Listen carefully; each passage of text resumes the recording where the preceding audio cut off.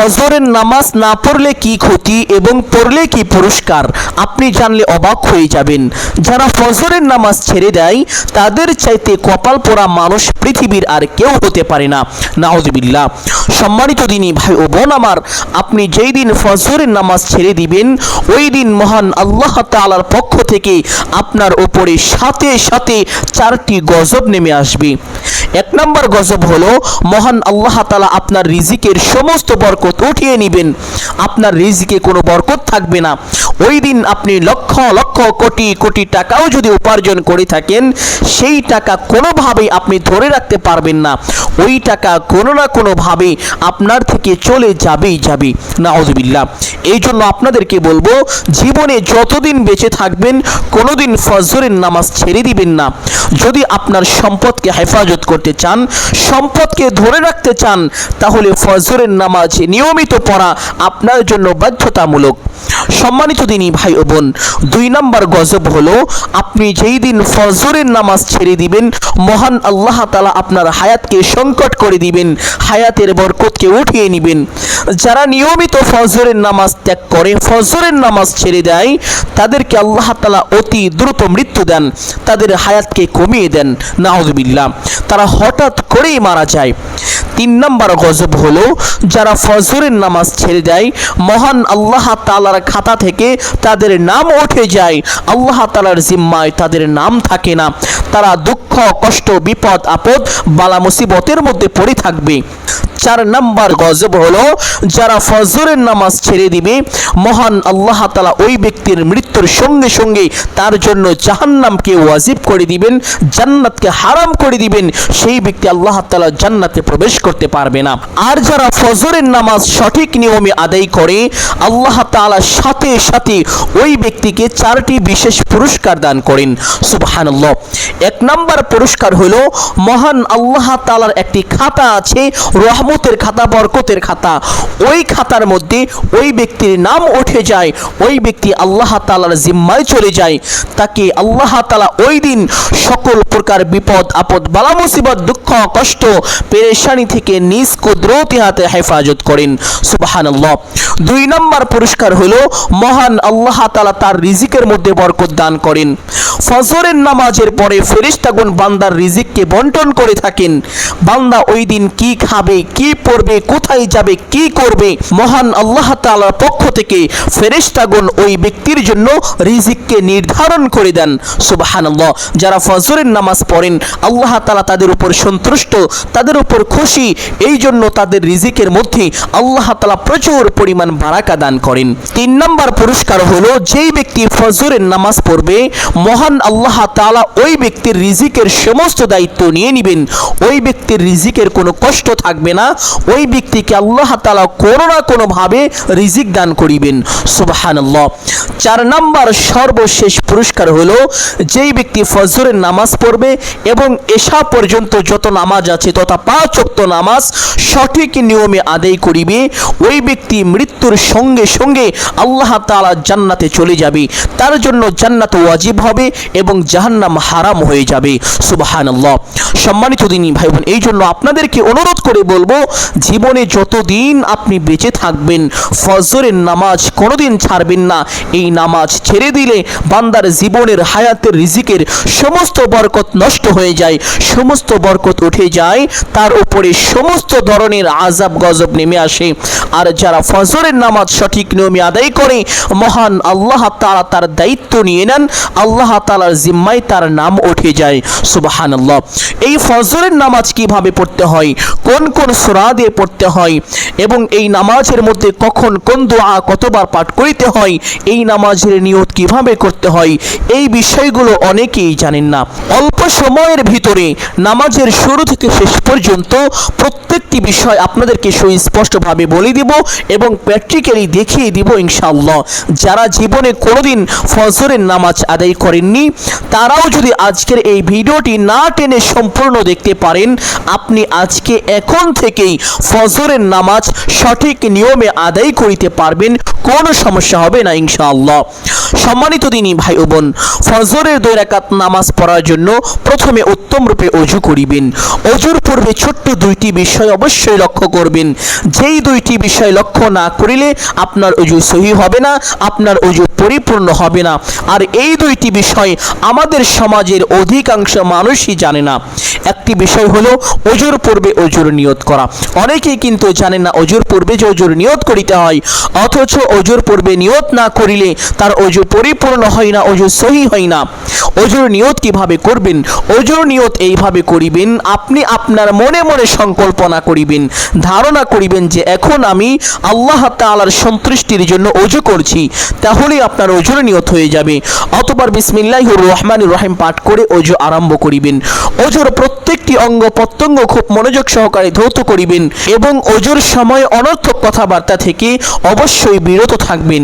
চুপচাপ ওযু শেষ করে আপনার ডান হাতের শাহাদাত আঙ্গুলটি আসমানের দিকে সোজা করে দিয়ে একটি ছোট্ট কালিমা একবার যদি পাঠ করিতে পারেন, আল্লাহর নবী সাল্লাল্লাহু আলাইহি ওয়াসাল্লাম বলেছেন আল্লাহ তাআলা আপনার জন্য জান্নাতের 8টি দরজা খুলে দিবেন। আপনি জান্নাতের যেই দরজা দিয়ে ইচ্ছে সেই দরজা দিয়ে সসম্মানে বিনা হিসাবে জান্নাতে প্রবেশ করতে পারবেন, আপনার জন্য কোনো বাধাই থাকবে না। সুবহানাল্লাহ। সম্মানিত দিনী ভাই ও বোন আমার, আপনি যদি চান আপনার জান্নাতে যাওয়ার পথ অতি সহজ হোক, সুগম হোক, তাহলে অবশ্যই প্রত্যেক ওযুর পরে ছোট্ট কালিমাটি একবার এইভাবে পাঠ করিবেন।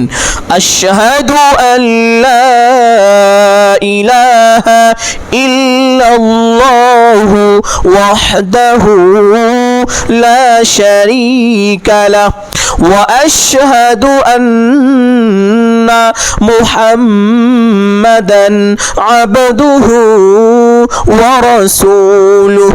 কালিমাটি পাঠ করা শেষ করে একটি পবিত্র স্থানে চলে যাবেন। গিয়ে প্রথমে ফজরের 2 রাকাত সুন্নত নামাজ পড়িবেন, অতঃপর ফজরের ফরজ নামাজ পড়িবেন। সম্মানিত দিনী ভাই বোন, যেহেতু ফজরের ফরজ নামাজ এবং সুন্নত নামাজ প্রায় সেম ভাবে পড়তে হয়, শুধু নিয়তটি ভিন্নভাবে করতে হয়, বাকি সমস্ত নিয়মগুলো একই রকম। এই জন্য আমি আপনাদেরকে ফজরের 2 রাকাত ফরজ নামাজ কিভাবে পড়তে হয় তা প্র্যাকটিক্যালি দেখিয়ে দিব। আপনারা সেম ভাবে ফজরের 2 রাকাত সুন্নত নামাজ পড়ে নেবেন এবং নিয়তটি কিভাবে করবেন তা আমি বলে দিব ইনশাআল্লাহ।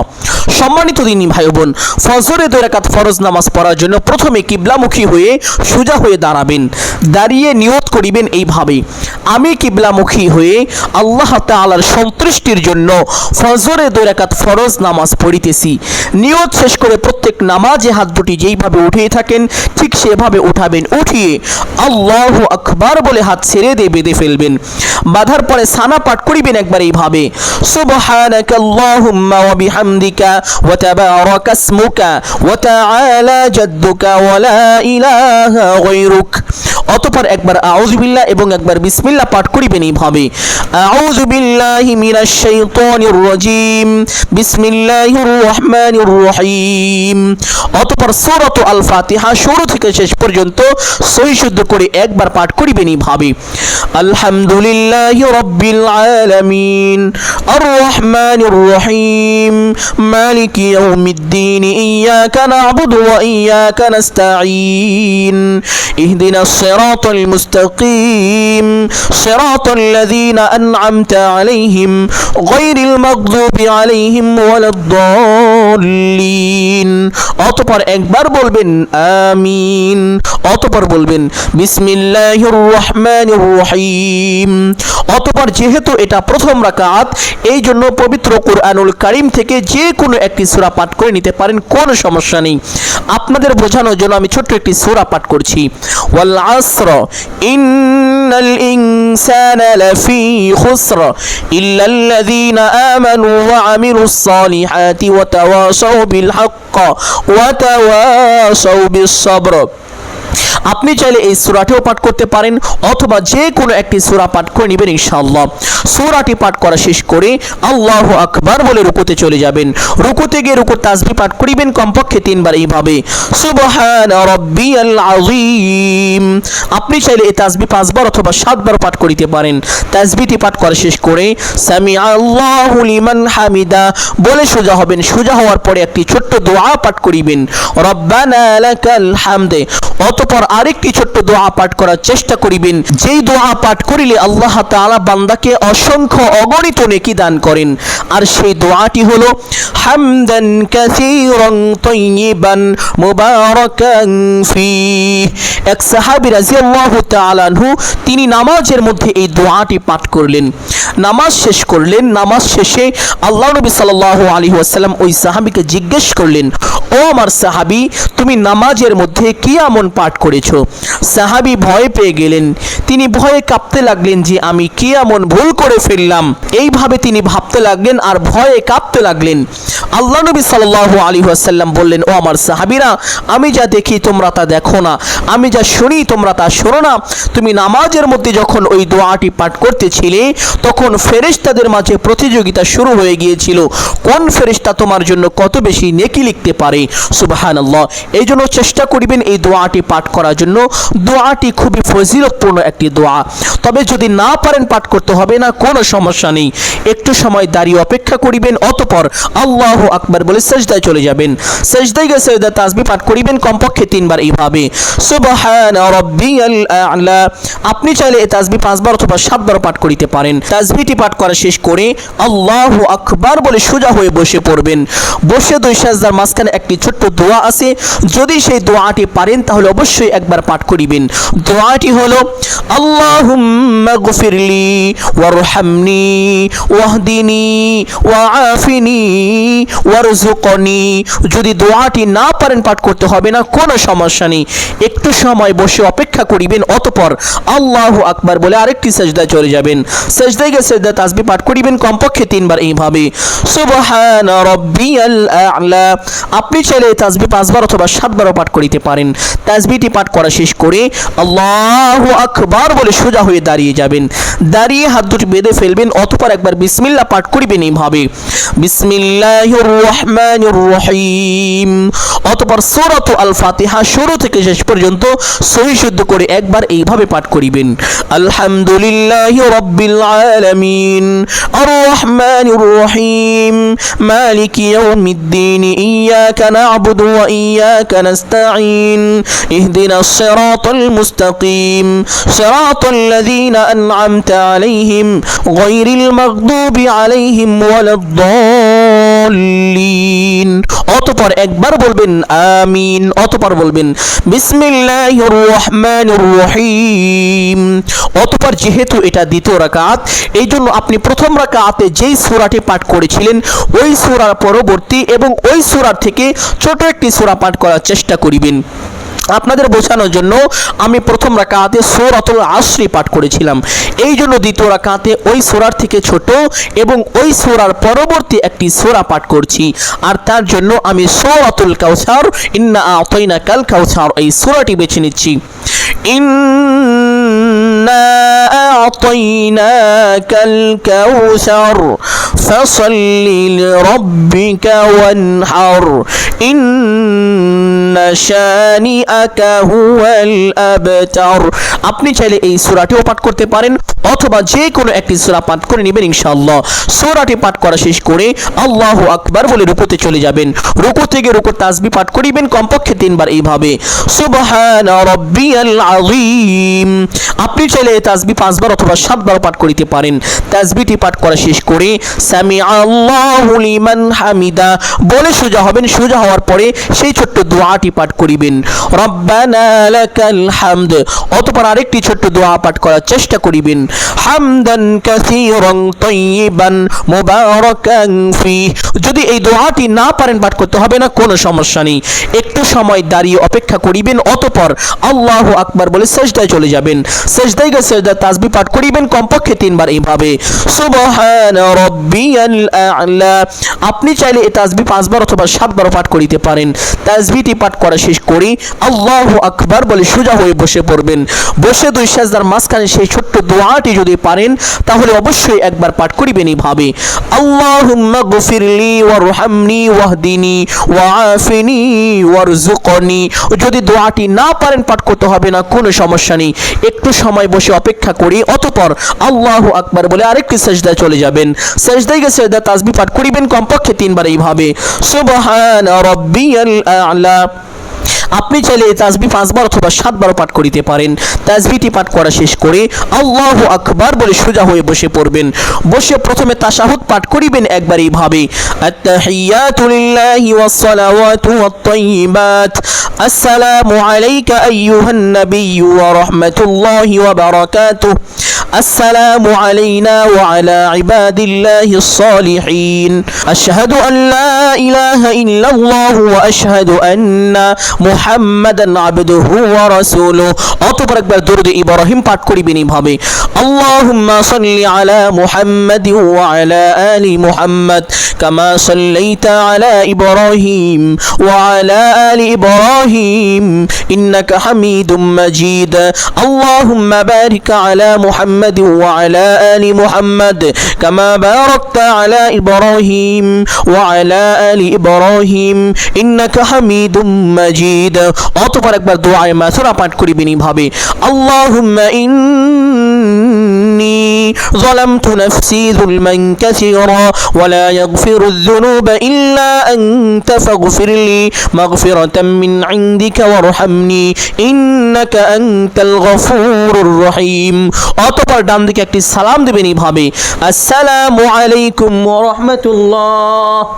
অতঃপর বাম দিকে একটি সালাম দিবেন এইভাবে, আসসালামু আলাইকুম ওয়া রাহমাতুল্লাহ। এইভাবে দুইটি সালাম দিয়ে নামাজটি শেষ করবেন। নামাজ শেষ করে সাথে সাথে একবার বলবেন আল্লাহু আকবার, 3 বার বলবেন আস্তাগফিরুল্লাহ আস্তাগফিরুল্লাহ আস্তাগফিরুল্লাহ। অতঃপর 33 বার বলবেন সুবহানাল্লাহ সুবহানাল্লাহ সুবহানাল্লাহ, 33 বার আলহামদুলিল্লাহ আলহামদুলিল্লাহ আলহামদুলিল্লাহ এবং 34 বার আল্লাহু আকবার আল্লাহু আকবার আল্লাহু আকবার। অতঃপর একবার যে কোনো একটি দরুদ পাঠ করিবেন, চেষ্টা করিবেন দরুদে ইব্রাহিম পাঠ করে নেওয়ার জন্য। যদি দরুদে ইব্রাহিম না পারেন কমপক্ষে এই ছোট্ট দরুদটি হলেও পাঠ করিবেন, সাল্লাল্লাহু আলাইহি ওয়াসাল্লাম। অতঃপর আপনি দোয়া মোনাজাত করিবেন এইভাবে, আলহামদুলিল্লাহি রাব্বিল আলামিন ওয়াসসালাতু ওয়াসসালামু আলা সাইয়্যিদিল আমবিয়াই ওয়াল মুরসালিন। দোয়ার শুরুতে এই দুইটি বাক্য বলার চেষ্টা করিবেন, যদি না পারেন বলতে হবে না, কোনো সমস্যা নেই। এইভাবে আলহামদুলিল্লাহি রাব্বিল আলামিন বলে হাত তুলবেন অথবা বিসমিল্লাহির রহমানির রহিম বলে হাত তুলবেন। হাত তোলা শেষ করে আপনি আপনার নিজের মতন করে নিজের ভাষায় দোয়া করতে পারেন, কোনো সমস্যা নেই। প্রথমে বলবেন, হে আল্লাহ, আপনি আমার জীবনের সমস্ত গুনাহ খাতা ক্ষমা করে দিন, আমার রিজিকে বরকত দান করুন এবং আমার হায়াতে বরকত দান করুন এবং আমাকে সকল প্রকার কল্যাণ দান করুন এবং সকল প্রকার অকল্যাণ এবং ক্ষতি থেকে আমাকে হেফাজত করুন। এইভাবে আল্লাহ তাআলার কাছে দোয়া মোনাজাত করবেন। দোয়া মোনাজাত শেষ করে একবার বলবেন, হে আল্লাহ, আপনার হাবিবের উসিলা করে আমার সকল দোয়া মোনাজাত কবুল আর মঞ্জুর করুন। অতঃপর 3 বার বলবেন আমিন আমিন আমিন বিরহমাতিকা ইয়া আরহামার রাহিমিন। এইভাবে দোয়া মোনাজাত শেষ করিবেন। সম্মানিত দিনী ভাই ও বোন, আমি আশা করছি ফজরের নামাজ কিভাবে পড়তে হবে প্রত্যেকটি বিষয় আপনারা সুস্পষ্টভাবে জানতে পেরেছেন এবং বুঝতে পেরেছেন। এখন আপনাদেরকে বলবো ফজরের 2 রাকাত সুন্নত নামাজের নিয়ত কিভাবে করবেন। ফজরের 2 রাকাত সুন্নত নামাজের নিয়ত এইভাবে করিবেন যে আমি কিবলামুখী হয়ে আল্লাহ তাআলার সন্তুষ্টির জন্য ফজরের 2 রাকাত সুন্নত নামাজ আদায় করিতেছি, এইভাবে নিয়ত করে অতঃপর আল্লাহু আকবার বলে হাত বেঁধে নামাজ শুরু করবেন। সম্মানিত দিনী ভাই ও বোন আমার, যদি ভিডিওটি আপনার উপকারে এসে থাকে অবশ্যই একটি লাইক করবেন এবং ভিডিওটি সদকায়ে জারিয়ার উদ্দেশ্যে বেশি বেশি শেয়ার করে দেওয়ার চেষ্টা করিবেন। যারা চ্যানেলের নতুন দর্শক রয়েছেন চেষ্টা করিবেন চ্যানেলটি সাবস্ক্রাইব করে রাখার জন্য। আসসালামু আলাইকুম ওয়া রাহমাতুল্লাহি ওয়া বারাকাতুহু।